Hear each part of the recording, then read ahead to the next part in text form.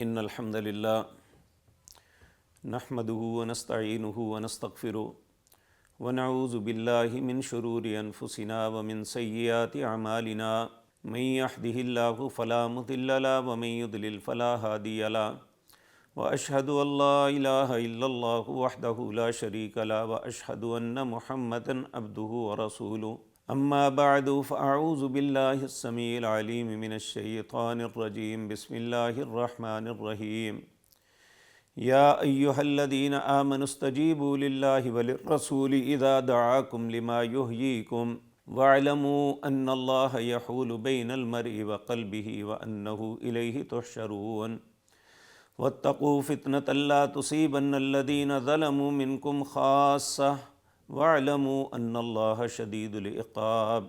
ناظرین کرام، میں نے جو آیات آپ کے سامنے پڑھی ہیں، اس میں اللہ رب العزت اہل ایمان کو ایک بات کا پابند بنا رہا ہے، جس کی پابندی میں ہی ہماری زندگی ہے۔ اللہ رب العزت فرماتے ہیں، سورۃ انفال ہے، یا ایھا الذین آمنوا، اے لوگو جو ایمان لائے ہو، استجیبوا للہ وللرسول اذا دعاکم، جب بھی اللہ یا اس کے رسول صلی اللہ علیہ وسلم کسی بات کی طرف بلائیں یا کسی بات کا حکم دیں، فوراً اس کو قبول کر لو۔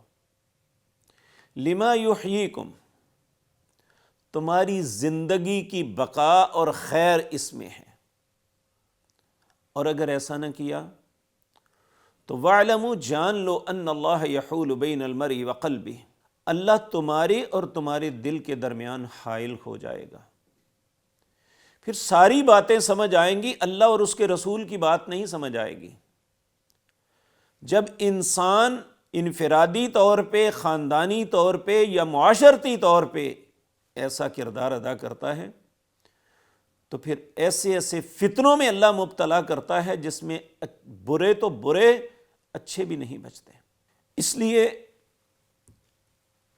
سیدنا حسن رضی اللہ تعالی عنہ، آپ نے رسول اللہ صلی اللہ علیہ وسلم کی ایک نصیحت کا تذکرہ فرمایا ہے۔ آپ فرماتے ہیں، میرے نانا محترم نے مجھے یہ نصیحت فرمائی، حسن، میری امت اس وقت تک خیر پہ رہے گی جب تک اچھے لوگ برے لوگوں کو یا برے اعمال کو ڈسکریج کرتے رہیں گے۔ جب لوگ یہ کام چھوڑ دیں گے، یعنی ہر بندہ سمجھے گا مجھے کیا، جو کرتا ہے وہ بھرے گا، یعنی اپنے سے علاوہ غرض ہی نہیں رکھیں گے، میری امت سے خیر ختم ہو جائے گی۔ آج کی مجلس میں جو میں نے گزارشات کرنی ہے وہ معاشرے کے ایک بہت بڑے ناسور منشیات کے متعلق بات کرنی ہے کہ اسلام منشیات کے متعلق، نشے کے متعلق ہمیں کیا کہتا ہے اور اس کے بچنے کا کیا طریقہ کار ہے۔ میرے عزیز بھائیو، یہ بات یاد رکھیں، جب رسول اللہ صلی اللہ علیہ وسلم دنیا میں مبعوث کیے گئے، اس وقت کی کیفیت اللہ قرآن کریم کے اندر کئی مقام پہ بیان فرماتے ہوئے کہتے ہیں، وَإِن كَانُوا مِن قَبْلُ لَفِي ضَلَالٍ مُبِينٍ، جب آپ کی ذات مطہرہ دنیا میں بحیثیت نبی اور رسول مبعوث ہوئے، اس وقت پوری دنیا گمراہی میں مبتلا تھی۔ ہر شخص جہاں بہت سے عیوب، بہت سے گناہوں میں مبتلا تھا، ہر قسم کے ظلم و ستم روا رکھنا اپنا حق سمجھتا تھا، وہیں پہ نشہ ہر دسترخوان کی زینت تھا۔ کوئی شخص الا ماشاء اللہ، نبی مکرم صلی اللہ علیہ وسلم کے 1,00,000 سے زیادہ ساتھی تھے۔ آپ کی ذات مطہرہ کے علاوہ 2 شخص ایسے تھے جنہوں نے کہا کہ ہم نے جاہلیت میں بھی کبھی نشہ نہیں کیا تھا، وہ سیدنا ابو بکر اور سیدنا عثمان تھے، جنہوں نے جاہلیت میں بھی کبھی زنا نہیں کیا۔ اور یہ دونوں چیزیں لازم ملزوم ہے، جو شخص نشہ کرتا ہے وہ بدکاری میں مبتلا ضرور ہوتا ہے، العیاذ باللہ۔ تو چونکہ پورے معاشرے کی ایک ریت تھی، ان کے دسترخوان کی زینت تھی، ان کی خوشی اور غمی میں ہر مجلس کے اندر نشہ کیا جاتا تھا۔ اس لیے اللہ انسان کی نفسیات انسان سے زیادہ سمجھتا ہے۔ بہت سے احکامات فوراً آئے کہ بس یہ ختم، وہ ختم ہو جاتے تھے، لیکن یہ معاملہ ایسا تھا جسے اللہ نے بتدریج ختم کیا، کیونکہ فوری طور پہ ختم کیا جاتا تو شاید بہت سے لوگ گناہوں میں مبتلا ہو جاتے ہیں۔ چونکہ یہ نشہ، اسے ام الخبائث کہا گیا کہ جتنی خبیث چیزیں ہیں یہ ان سب کی ماں ہیں، کیونکہ انسان کے ہوش و حواس ختم ہو جاتے ہیں، اس کی نظروں میں ماں، بہن، بیٹی جو مقدس رشتے ہیں ان کا تقدس بھی نہیں رہتا، وہ ایک جانور سا بن جاتا ہے کہ جسے کوئی احساس نہیں کہ اس کے سامنے کون آیا ہے، بس وہ اپنے نشے میں دھت زبان سے بھی کچھ کر سکتا ہے، اپنے ہاتھ سے بھی، اور غلط حرکات میں بھی کچھ بھی کسی کے ساتھ کر سکتا ہے۔ رسول اللہ صلی اللہ علیہ وسلم سے پوچھا گیا تو اللہ نے اس کے جواب میں یہ آیت اتاری، سورۃ بقرہ آیت نمبر 219، یسألونک عن الخمر والمیسر۔ دو چیزیں اس معاشرے میں حصہ تھی ہر انسان کا، شراب پینا اور جوا کھیلنا۔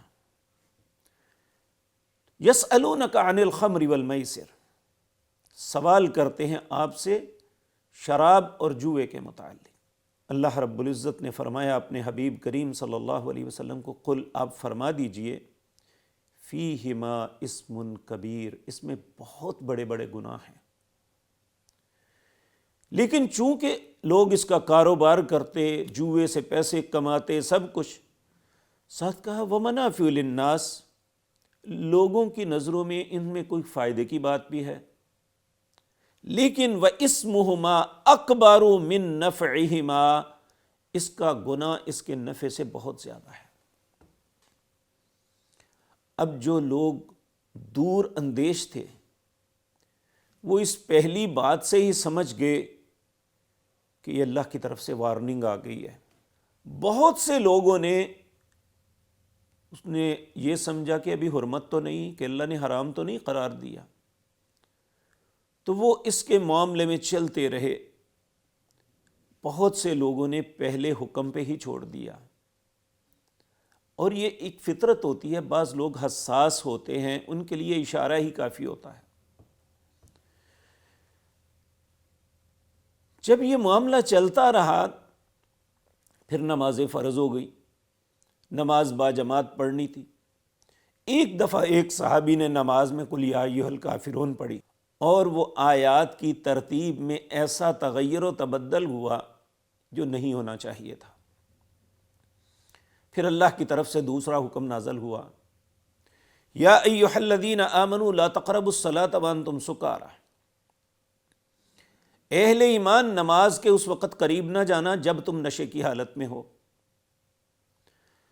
اب یہ ہر بندہ سمجھتا ہے کہ نشہ جب انسان کرتا ہے تو وہ کئی گھنٹوں تک رہتا ہے، تو جب یہ حکم آیا تو جن لوگوں کو نماز کی اہمیت کا اندازہ تھا انہوں نے چھوڑ دیا کہ اگر نماز کا وقت ہو گیا، ہمارے اوپر نشہ طاری ہوا تو ہم نماز نہیں پڑھ سکیں گے۔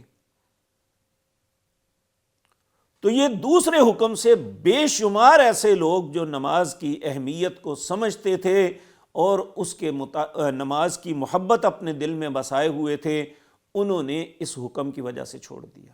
پھر بھی کچھ لوگ ایسے تھے جو کبھی نہ کبھی کچھ نہ کچھ کر لیتے۔ حضرت عمر رضی اللہ تعالیٰ عنہ کو بڑا تعجب ہوتا کہ جب یہ حکم آ گئے ہیں، انہوں نے اللہ رب العزت سے دعا کی اور رسول اللہ سے بھی کہا صلی اللہ علیہ وسلم، اللہ اس معاملے میں کوئی شافی کافی حکم کیوں نہیں اتارتے؟ یہ پھر آیت اس کے متعلق ائمہ مفسرین لکھتے ہیں سیدنا عمر رضی اللہ تعالی عنہ نے خواہش ظاہر کی، اللہ نے آیتیں اتار دی۔ یہ سورت المائدہ کی آیت نمبر 90 اور 91 ہے۔ یہ واضح حکم آ گیا 4 چیزوں کی حرمت کا، یا ایھا الذین آمنوا، انما الخمر والمیسر والانصاب والازلام رجس من عمل الشیطان فاجتنبوہ۔ اہل ایمان یاد رکھو، 4 چیزیں یہ گندگی ہے، پلیدی ہے۔ کیا کوئی شخص رجس، گندگی، پخانے کو کہتے ہیں، کیا کوئی پخانا کھانا پسند کرتا ہے یا گندگی میں منہ ڈالنا پسند کرے گا؟ تو اللہ رب العزت نے فرمایا خمر، شراب، والمیسر، جوا، والانصاب یعنی غیر اللہ کے نام پہ ذبیحے، والازلام لاٹری، تیر اندازی، قسمت معلوم کرنے کے لیے، قسمت، اچھی قسمت نکالنے کے لیے قرعہ اندازیاں، لاٹریاں نکالنی، کہا رجسن، یہ پلید ہے، من عمل الشیطان، شیطان کا عمل ہے۔ فاجتنبو، پہلا کہا رجس پلید ہے، دوسرا کہا من عمل الشیطان، یہ شیطان کا عمل ہے، تیسرا فرمایا فاجتنبو، اس سے اجتناب کرو، چوتھا کہا لعلکم تفلحون، تاکہ تم فلاح پا جاؤ۔ اس کا مطلب ہے جو نشہ کرتا ہے وہ فلاح نہیں پائے گا، جو جوا کھیلتا ہے وہ فلاح نہیں پائے گا۔ اس کے متعلق رسول اللہ کا فرمان بھی آپ کے سامنے عرض کرتا۔ سوال یہ پیدا ہوتا ہے، یہ کیوں اتنی سختی سے منع کیا گیا؟ تو اللہ رب العزت اس کا سبب بتاتے ہیں، انما یرید الشیطان ان یوقع بینکم العداوۃ والبغضاء، شیطان تمہارے دلوں میں بغض، اناد، عداوت ڈالنا چاہتا ہے نشے اور جوئے کے ساتھ۔ وَيَصُدَّكُمْ عَنْ ذِكْرِ اللَّهِ، جو شخص جوا کھیلتا ہے، جو شخص نشہ کرتا ہے، وہ اللہ کا ذکر کبھی نہیں کر سکتا۔ وَيَصُدَّكُمْ عَنْ ذِكْرِ اللَّهِ، شیطان چاہتا ہے کہ تم اللہ کے ذکر سے باز آ جاؤ۔ فَهَلْ أَنْتُمْ مُنْتَهُونَ، کیا تم باز آنے والے نہیں ہو؟ کیا جب اللہ کا یہ حکم آ گیا، کیا اس کے متعلق کسی تعویل یا کسی بات کی گنجائش رہ جاتی ہے؟ پھر بھی انسان، کتنے ہی ایسے لوگ ہیں جو کلمہ طیبہ پڑھتے ہیں لیکن وہ زندگی بھر نشہ چھوڑتے ہی نہیں، جبکہ رسول اللہ صلی اللہ علیہ وسلم نے فرمایا، حضرت عبداللہ بن عمر رضی اللہ تعالیٰ عنہ اس حدیث کے راوی ہیں، آپ نے فرمایا کل مسکر خمر، ہر نشہ دینے والی چیز شراب ہے۔ کیونکہ بعض لوگوں نے کہا کہ جو انگور سے بنتی ہے وہ شراب ہے، باقی جو کسی اور چیز سے بنے وہ شراب نہیں ہے۔ اس کے متعلق بھی رسول اللہ کا حکم موجود ہے۔ آج ہمارے بعض علماء ایسی بات کرتے ہیں جو انہیں نہیں کرنی چاہیے تھی۔ رسول اللہ صلی اللہ علیہ وسلم کا فرمان ہمارے لیے اٹل ہے، اس کے بعد ہمارا اختیار ختم ہو جاتا ہے۔ وَمَا كَانَ لِمُؤْمِنٍ وَلَا مُؤْمِنَةٍ إِذَا قَضَى اللَّهُ وَرَسُولُهُ أَمْرًا أَن يَكُونَ لَهُمُ الْخِيَرَةُ، وہ مرد یا عورت ایماندار نہیں ہو سکتے جب اللہ یا اس کے رسول کا حکم آ جائے پھر وہ اپنا اختیار استعمال کرے، نہیں ایسے نہیں ایسے ہو جائے۔ آپ نے فرمایا کل مسکر خمر وکل مسکر حرام، ہر نشہ آور چیز، وہ افیون ہے، وہ چرس ہے، وہ پاؤڈر ہے، کل مسکر خمر، ہر نشہ کرنے والی چیز حرام ہے۔ رسول اللہ صلی اللہ علیہ وسلم نے فرمایا ومن شرب الخمر فی الدنیا، جو شخص دنیا میں کسی قسم کا بھی نشہ کرے گا، فماتا، اسی حالت میں مر گیا، وہو یدمنھا لم یتب لم یشربھا فی الآخرہ، اللہ اس کی توبہ بھی قبول نہیں کریں گے، اور قیامت کے دن اب کوئی پانی نہیں ہوگا، اسے کسی قسم کا مشروب نہیں پلایا جائے گا، العیاذ باللہ۔ اور رسول اللہ صلی اللہ علیہ وسلم، حضرت جابر کہتے ہیں ایک شخص جیشان سے آیا، جیشان یمن میں ایک علاقہ ہے، اس نے رسول اللہ سے عرض کیا، اپنی زمین میں ایک مشروب بناتے ہیں، اس کے متعلق سوال کیا جس کو مکئی سے بنایا جاتا ہے، اس کا نام مزر تھا۔ نبی صلی اللہ علیہ وسلم نے فرمایا کیا وہ نشہ آور ہے؟ رسول اللہ صلی اللہ علیہ وسلم سے عرض کیا ہاں یا رسول اللہ۔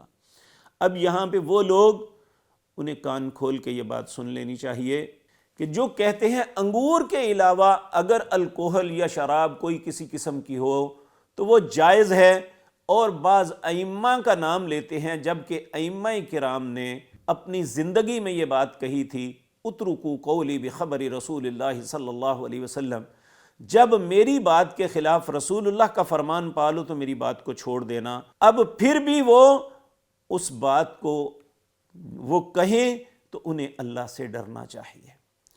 تو میرے عزیز بھائیوں اور بہنوں، رسول اللہ صلی اللہ علیہ وسلم نے اس جیشان کے بندے کو یہ بات کہی، اگر مکئیس کے پانی نکال کے اس سے نشہ آور چیز بناتے ہو تو اس کے متعلق بھی فرمایا کل مسکر حرام، ان علی اللہ عز وجل عہدا لمن یشرب المسکر، اللہ رب العزت نے عہد کیا ہوا ہے، اپنے اوپر یہ پابندی کی ہے، جو شخص نشہ آور چیز لے گا اللہ اسے طینۃ الخبال پلائے گا۔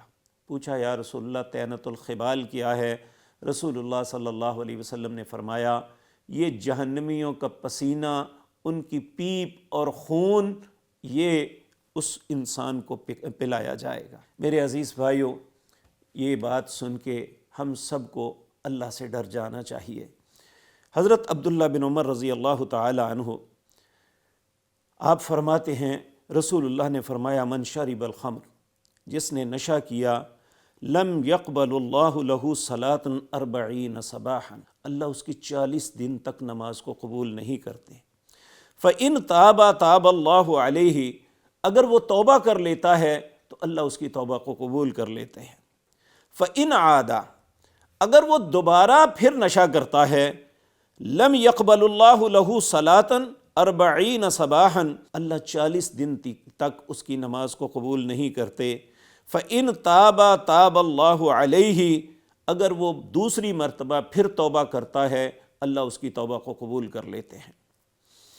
پھر نبی مکرم صلی اللہ علیہ وسلم نے فرمایا فإن عاد لم يقبل اللہ لہ صلاۃ 40 صباحا، اگر وہ پھر تیسری مرتبہ نشہ کرتا ہے تو اللہ اس کی 40 دن تک نماز کو قبول نہیں کرتے۔ فإن تاب تاب اللہ علیہ، اگر وہ اللہ سے توبہ کرتا ہے تو اللہ اس کی توبہ کو پھر بھی قبول کر لیتے ہیں، 3 دفعہ اللہ اس کی توبہ کو قبول کرتے ہیں۔ ان عاد رابعۃ، اگر وہ چوتھی مرتبہ پھر کرتا ہے، لم يقبل اللہ لہ صلاۃ 40 صباحا، اللہ 40 دن تک اس کی نماز کو قبول نہیں کرتے۔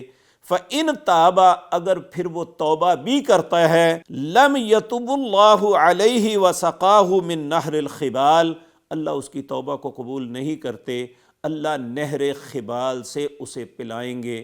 نہر خبال کیا ہے؟ رسول اللہ صلی اللہ علیہ وسلم نے فرمایا جہنمی جب جلیں گے ان کے زخموں سے جو پیپ اور خون نکلے گا، ان کا جو مکسچر ہوگا اللہ نشہ کرنے والے کو وہ پلائیں گے۔ اکثر لوگ ایک بات کا سوال کرتے ہیں، جی سگریٹ یہ حرام ہے یا حلال؟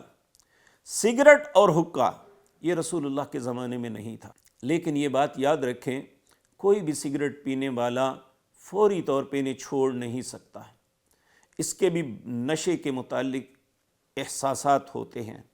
ہمارے گجرانوالہ میں چند دن پہلے ایک عظیم ماہر تعلیم عالم دین تھے، پروفیسر حافظ محمد ارشد رحمہ اللہ، چند دن قبل ان کا انتقال ہوا 93 سال کی عمر میں۔ یہ بڑے ہی متقی اور پاکیزہ انسان تھے۔ ایک دن کالج میں کلاس پڑھا رہے تھے تو اس وقت ایک طالب علم نے اٹھ کے کہا استاد محترم مجھے یہ بتائیں کہ سگریٹ حرام ہے یا حلال ہے؟ کہنے لگے بیٹے میں مفتی تو نہیں ہوں کہ میں تمہیں حرام اور حلال کا فتویٰ دوں، لیکن ایک بات جانتا ہوں کہ میں نے جو پڑھا ہے اس میں یہ میرے علم میں یہ بات آئی ہے کہ جہنم 3 چیزوں کا مجموعہ ہے، آگ، دھواں اور بدبو۔ جہنم ان 3 چیزوں کا مجموعہ ہے، اور بیٹے یہ تینوں چیزیں سگریٹ میں پائی جاتی ہیں۔ اب خود اندازہ لگا لو یہ حرام ہے یا حلال۔ اس لیے میرے عزیز بھائیوں اور بہنوں، ہم رمضان المبارک کی خوبصورت ساعتوں میں ہیں۔ یہ وہ وقت ہے جب ہم ایک خاص مدت تک، سحری سے لے کر افطاری تک، بے شمار حلال چیزوں کو بھی ترک کرتے ہیں، ان میں سگریٹ پینے والا سگریٹ کو چھوڑتا ہے، یا اور کوئی نسوار کھانے والا نسوار کو چھوڑتا ہے، یا خدا نخواستہ اللہ سب مسلمانوں پہ رحم فرمائے نشہ کرنے والا نشے کو چھوڑتا ہے، تو ہمارے لیے یہ بہترین موقع ہے کہ ہم ان خبیث چیزوں کو جو اللہ کی نظروں میں پلیدی اور گندگی ہیں انہیں اپنی زندگی سے نکال دیں۔ اللہ ہم سب کی مدد فرمائے۔ اگر کوئی ایسا کرتا ہے تو انہیں اپنی زندگی میں اس سے توبہ کر لینی چاہیے، اگر اسی حالت میں مر گئے تو اللہ کے ہاں بہت برا انجام ہے۔ اللہ ہم سب کے انجام کو اچھا کرے۔ اقول قولی ھذا واستغفر اللہ لی۔